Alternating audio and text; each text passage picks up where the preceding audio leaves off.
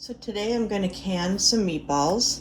I have 2 bowls, each with a pound of venison and 3 pounds of bison.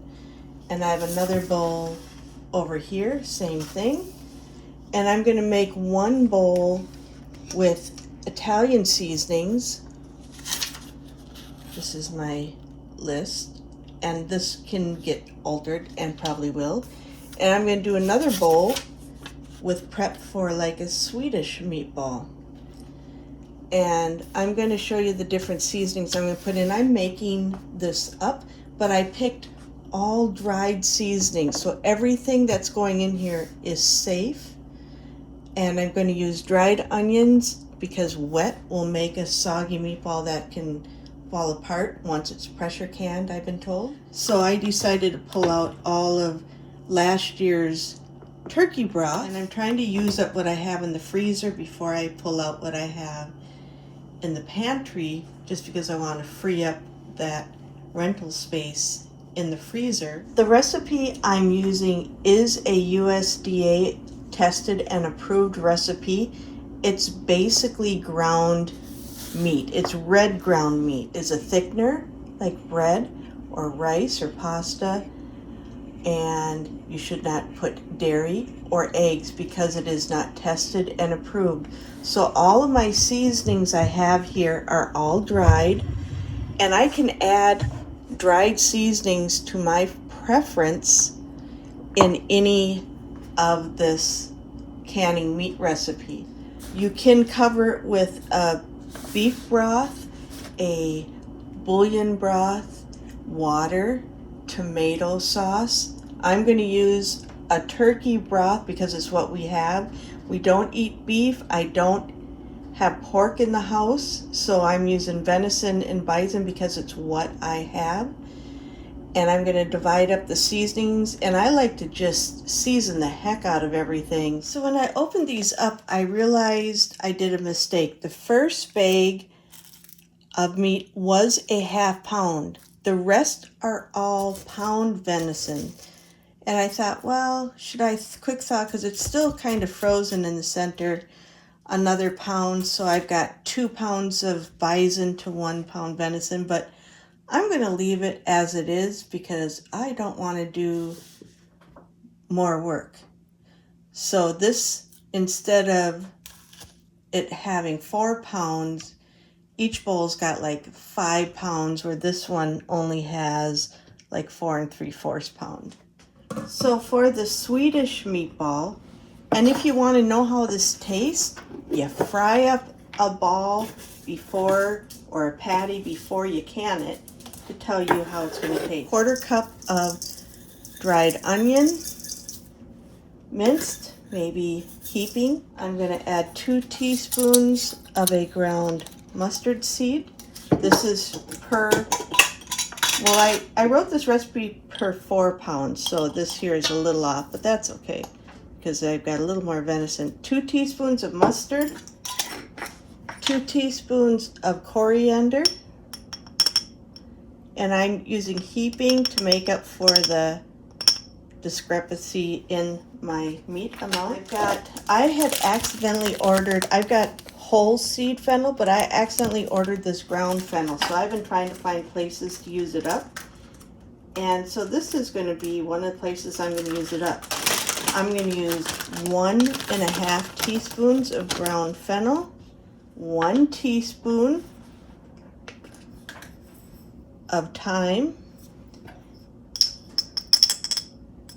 and I believe I got the majority of the ingredients for this one from Whippoorwill Holler from Miss Lori, I believe. 1 teaspoon of allspice,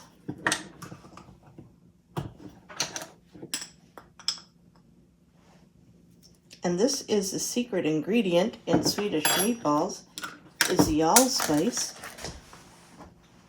And if my daughter were here, she would be laughing hysterically because I've already sent jars flying, dish soap flying. Don't ask how. I'm very talented. I've rewashed the windows. I've got 1 teaspoon of cinnamon, a Ceylon cinnamon. I'm going to add let me see, maybe 2 teaspoons of salt in this. Yeah, I'm going to go a scant 2 teaspoons of salt. And I'm going to go with a teaspoon of pepper. We like pepper. Maybe switch more. You know, it's like guidelines. I'm going to add a half a teaspoon of clove, of some ground clove. This here, it can be quite powering, so I'm not going to add too much of that. And then a half teaspoon of nutmeg. And I just have the nuts. Fresh nutmeg is so different compared to a ground nutmeg. I think this is pretty close. I forgot 2 ingredients, so I'm going to quickly rectify that. I'm going to add 2 tablespoons of ground powdered onion to really amp up the flavor. Now, would I always add this? Not necessarily, but I have venison in there, and venison, this is a young venison, so it's not gamey. I've used it. And I'm going to add 1 tablespoon of garlic. But when I'm using some meats that I feel need a little help, I'll go a little heftier with the garlic or onion powder. So what I'm going to do is I'm going to mix up my oregano seasonings, and then I will mix this all up so I only have to put my gloves on. I'm going to again add a 1/4 cup of dried, freeze-dried or dried onion. A smidge more. We like pepper, hot pepper, so I'm going to add in, I don't know, I suppose I should measure this, huh? Maybe a half teaspoon of pepper flakes. Nah, that doesn't seem like enough. More like a teaspoon of pepper flakes. Oh yeah, now I can smell it. And again, I'm going to add the powdered garlic and onion powder. So for this, I'm going to add about 1 tablespoon of the garlic powder and about 2 tablespoons of the onion powder. Now, the thing with the seasoning, if you over season it, you can't take it out. You can always add more, but you can't take it out. But this is what I'm feeling pretty confident on when I've made it from scratch, minus the crackers and the egg. I'm going to add 1 teaspoon of pepper and a smidge, because we like pepper. I'm going to again add 2 teaspoons of salt, scantly, because I can always add more. And because I know I'm putting salt in this, when I cook up the broth, I'll know not to add as much salt. I'm going to add some smoked paprika. Ooh, I just sent that flying. Whoops. So much so I can't even read my recipe. How'd I do that? Talent. Takes talent. So for the paprika, I'm going to add about, let me see, I don't know. I didn't write any of this part down. I'm going to add maybe a teaspoon of the paprika. And I'm also going to add some chipotle. Same thing, about a teaspoon of some ground chipotle. Now, these are all optional seasonings. For really all you need for the Italian is just some oregano. But I know when I make them, this is about some of the stuff that I put in my meatballs, and I know it's safe canning because they're all dried. I'm going to add in some garden oregano. This is what I've got of 1. I've got more on standby. How much? I don't know. I measure by what I'm in the mood for that day. So let's call it 2 teaspoons maybe. And I just rub it and pick out the stems. What did I use this for? Oh, I made some sourdough pizza this week.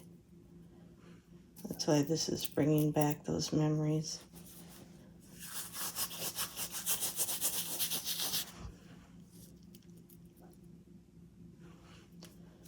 The stems don't hurt, but they're uncomfortable if you get one that didn't cook down properly and it gets stuck. And a smidge more because it is an Italian meatball, so we want that oregano in there. And this here is an Italian oregano. There's Mexican oreganos. I also have a Turkish oregano.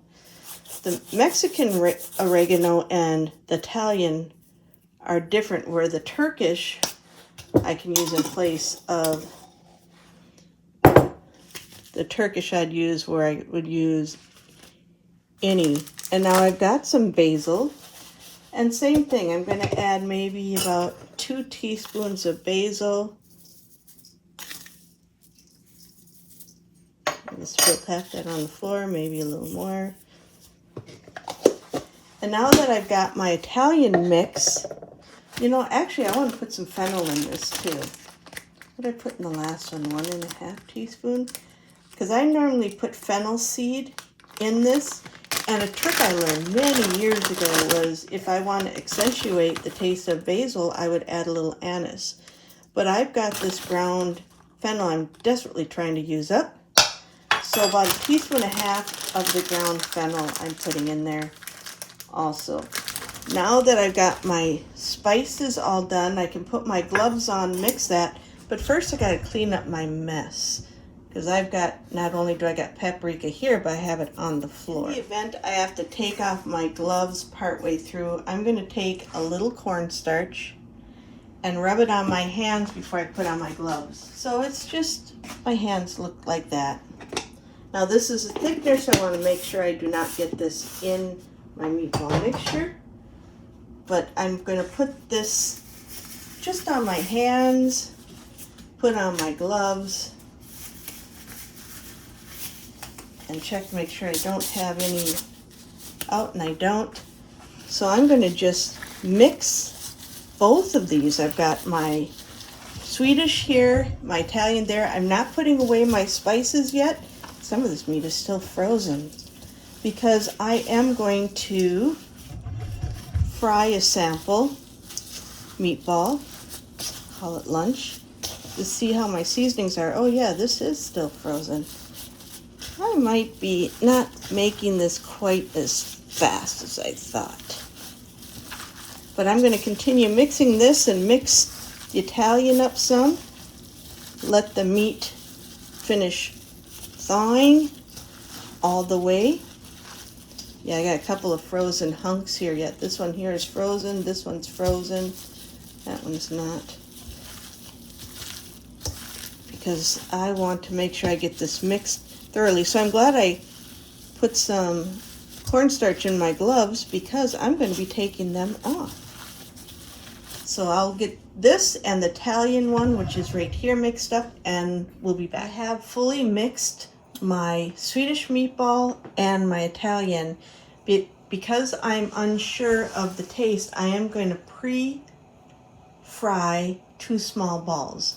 I've got this one on the right, the Italian on the left, and that's why I'm going to put it in the pan. And this is just to give me an idea. Whenever I made it freshly cooked, I doctor up everything. But this is just giving me an idea of what it's going to taste like when I can it. So I've got the Italian and the Swedish.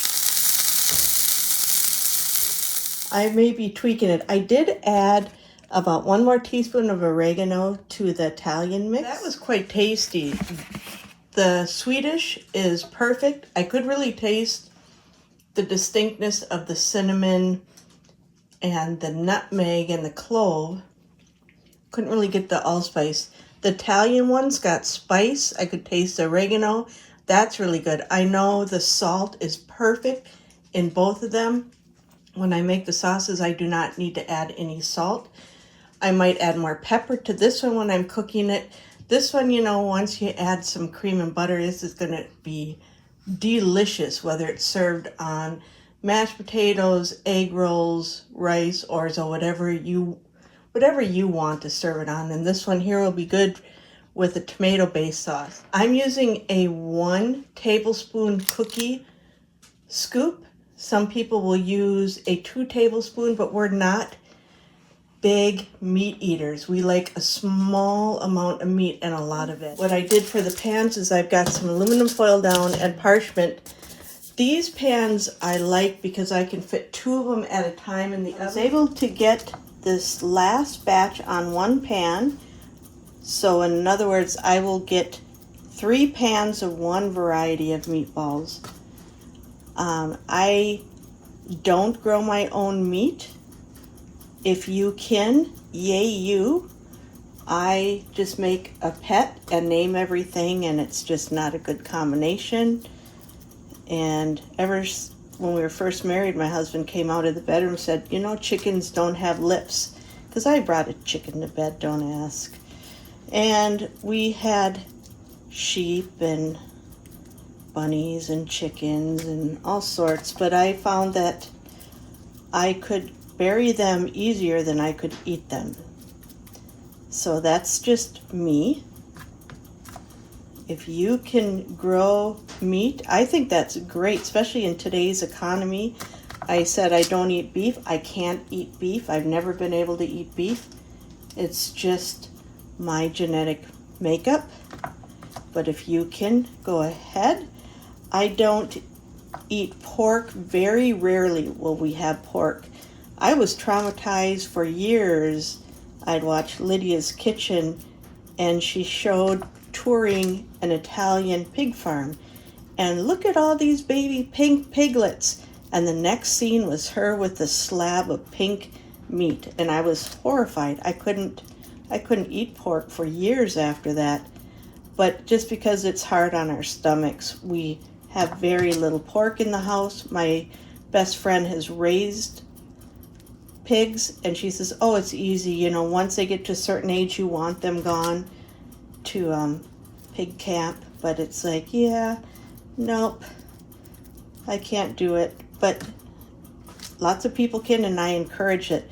We buy eggs from our neighbor who raises chickens for eggs, but she can't eat her chickens. She's kind of funny about that. That's okay. And we used to be wildlife rehabilitators, and I would have to go to a rabbit farmer to get a dead rabbit to try and teach some of the wildlife how to hunt by dragging it through the woods. It was really gross. So I've done lots of gross things that I would never do now, feeding raptors carrion and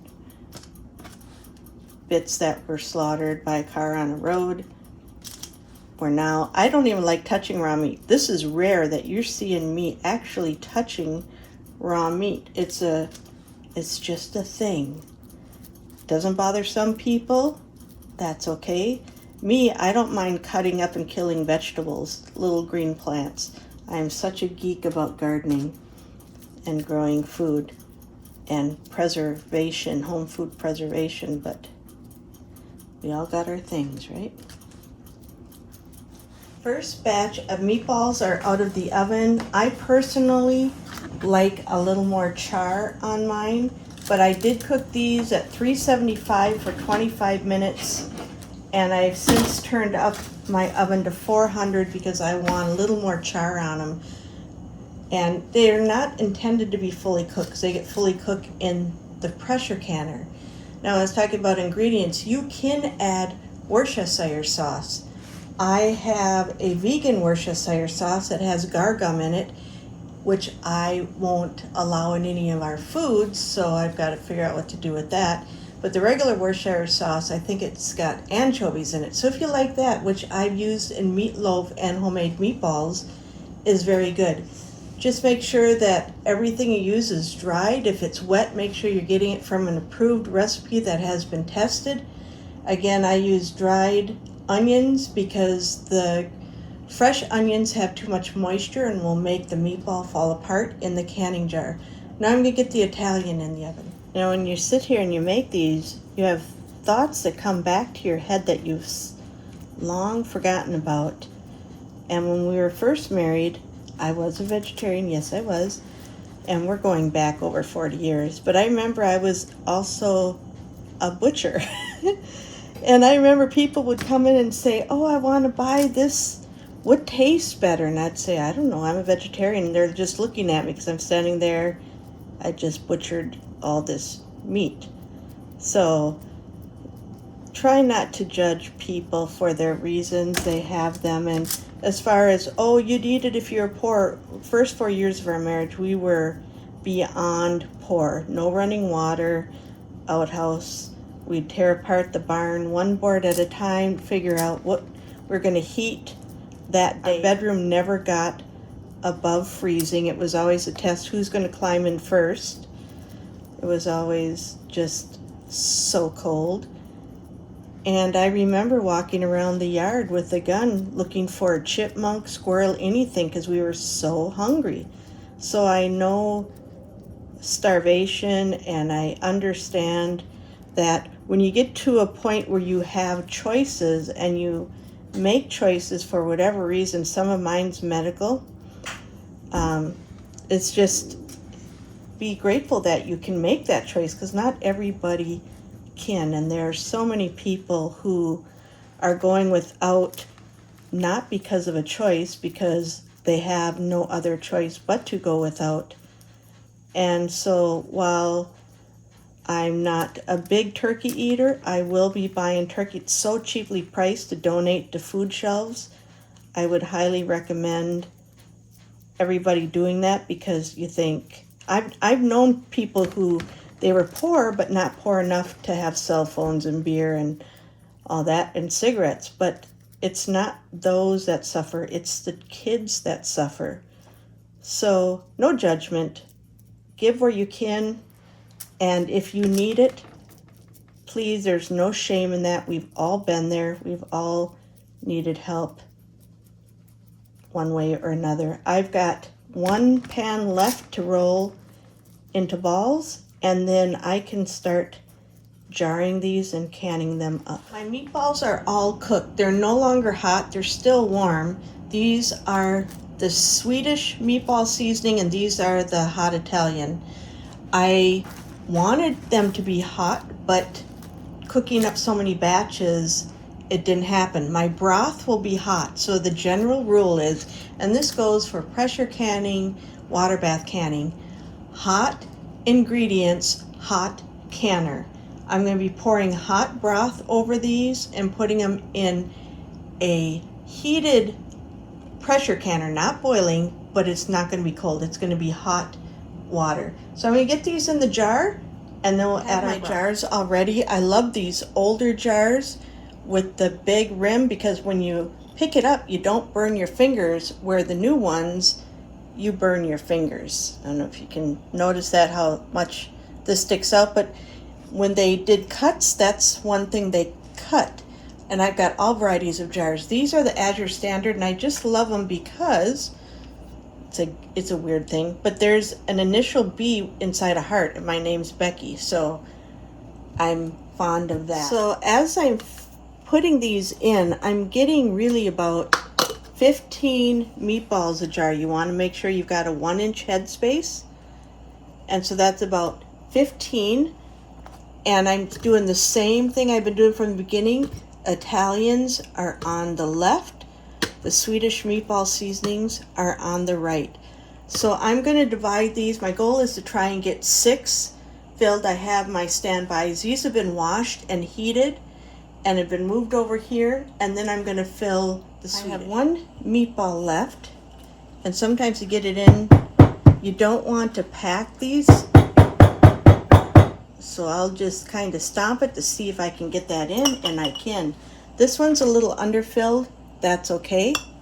I'm going to have when this underfills. So I've got my Swedish and my Italian, my turkey broth heated. I'm not sure how much I'm going to need, and I want to make sure everybody gets a little bit. So I'm probably just going to do a little in each one, reserving the option to add water to top them off should I need that. And I'm going to continue doing. I was a little short on the broth, so I heated up several cups of water, and I'm filling it to the 1-inch headspace, and I'm going to debubble, which is very, whoops, that one I overfilled, wasn't paying attention. And it's very important to debubble. The reason why is because you might break up an air pocket, and in breaking up an air pocket, you will change the level of liquid, and you want to be able to have that 1 inch, because this is what it was tested for, headspace. And often when you debubble, you get a little extra room, so you end up having to add a little liquid. So it's always good to have that on standby. Be careful debubbling. You're just basically tapping it. Make sure you got all the spaces filled with liquid. If you press down too hard, you could turn your meatballs into little bitty pieces. But it is really important to always debubble. In debubbling this, I got a tiny bit of space on this one and this one. And I'm just getting it up to the 1-inch headspace. Not everyone, but a few of them had a little spot. Now, because this is water and turkey, I can use this as a gravy once I cook this. And I've got one that the meatball's just kind of over a little too much. So I'm going to see if I can find this a home somewhere else, and I can. But now I've altered the space, and I probably overdid this, and I probably should have filled that. So I've got this pretty well liquid. Now, normally Bison's extremely lean, so is Venison. But the last Bison we got was from a heifer that had a little more fat in it. So that's why I thought this would be a good mix. Now, normally what I do is I will pre-wipe all the rims, and I will go over them with vinegar, because you want to make sure you've got a good, solid, clean seal. I've also checked all my jars to make sure there's no chips. And again, this is just my pre-wipe. And because it is a meat, I'm going to use a white vinegar. Isn't that a cute little jar? I'm going to use white vinegar because it cuts through the fat. And all I'm going to do is now I'm really going to make sure my rim is very clean for my lid. Got all my lids, my rims wiped. I'm going to add my lids. And I feel pretty confident that I've got a nice clean seal.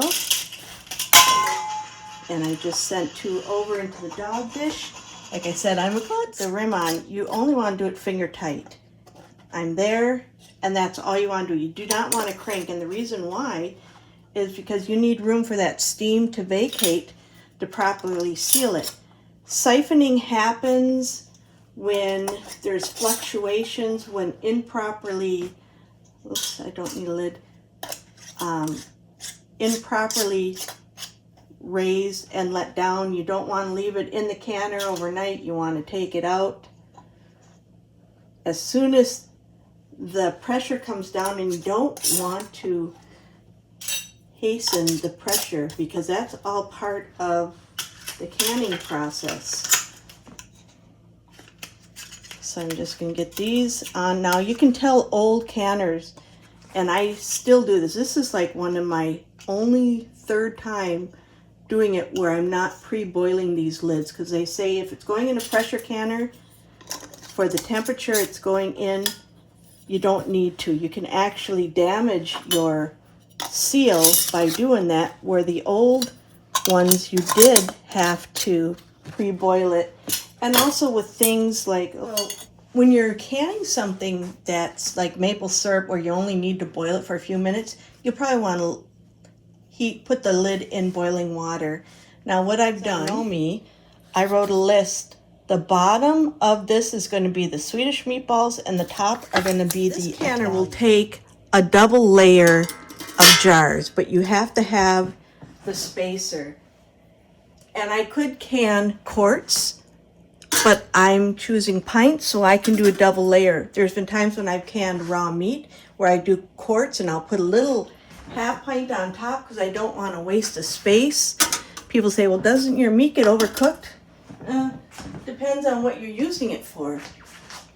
So the bottom has the Swedish, the top has the Italian. I can save my notice for somewhere else. Seal that, and now I'm going to turn this back up to high and heat this to pressure.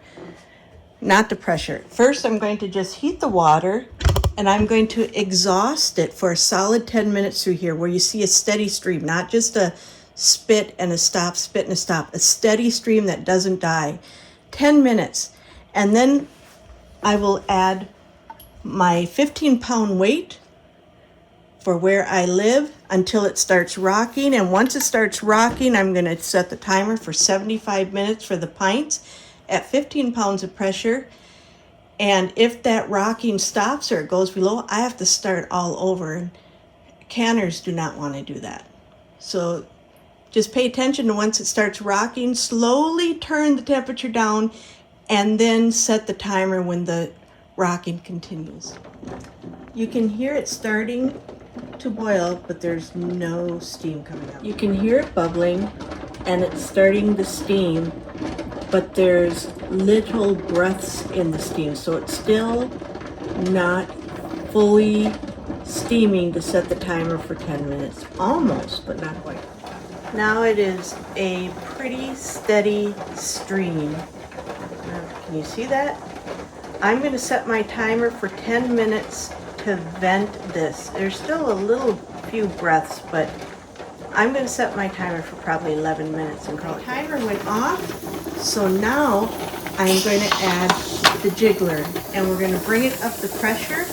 And when I get it up to pressure and I can hold it at pressure, I'm going to hold it there for 75 minutes. If I lose pressure, I have to start. It's starting to build steam. It's got, and it just went up. So now the pressure will start to climb. And it took about 5 minutes, if even, for the pressure to get to the point where the safety valve popped up. And there's a safety valve back there too. But now it's going to climb. It's just starting. So now stick close by. And I don't want to keep the heat on high because then it can be jiggling way too fast. So I'm slowly going to lower my heat. You can hear it now. That's about what you want it. And slowly lower my heat a smidge. I'm not going to set my timer yet until it's got a steady jiggler going. Then I will set the timer for 75 minutes. I've turned the temperature down so it is almost to low. It's holding its shape. So I'm now going to set the timer for 75 minutes. It's been 15 minutes and it is still holding its jiggler.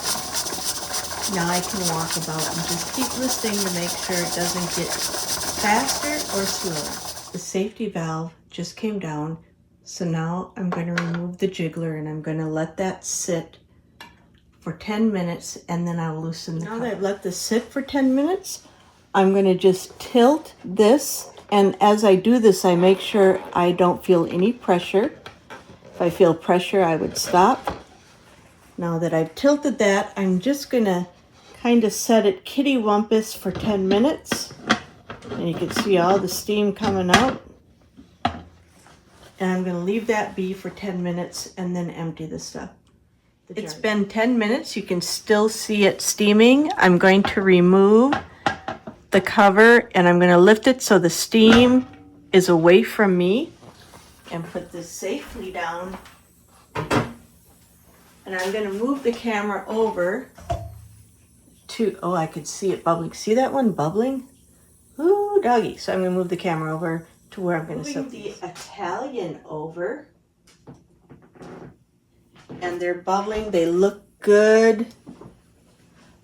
We're not seeing much in the way of siphoning. I still have my little note. We got 7 pints of Italian, and if anything doesn't seal, it goes in the freezer or a meal for this weekend.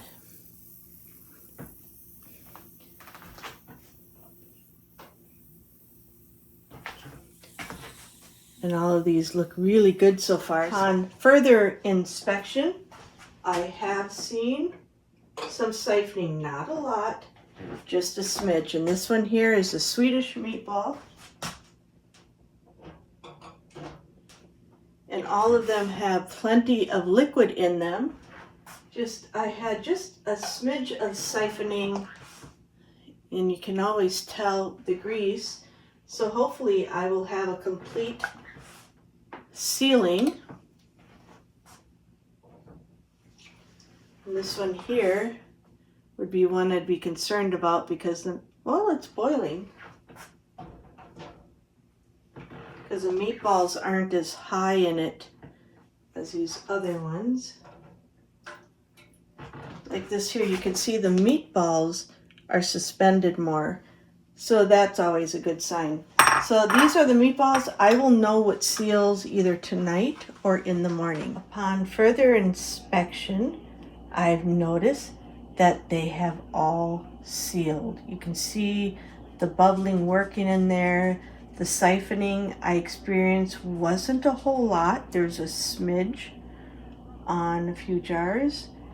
But I'm going to let this sit overnight to completely cool. And then I will wash jars and label them and put them on our shelves. So this will be 14 meals. It's an all-day project, but wow, what a great feeling. All the meatballs have sealed. They've been washed, screechy clean, and dated. And I always put the full amount of what's in there on one jar. And I keep that jar in the back, so if something happens to me, my family knows what they are.